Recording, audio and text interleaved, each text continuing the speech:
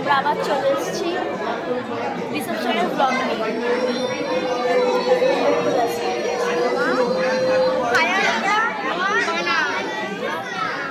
বানাচ্ছি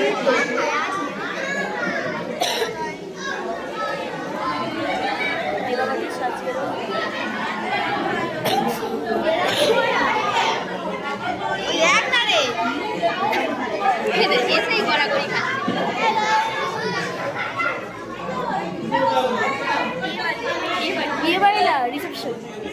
কতদিন পর পেলাম, এখন আরো একটা বাকি, আরো একটা বাকি।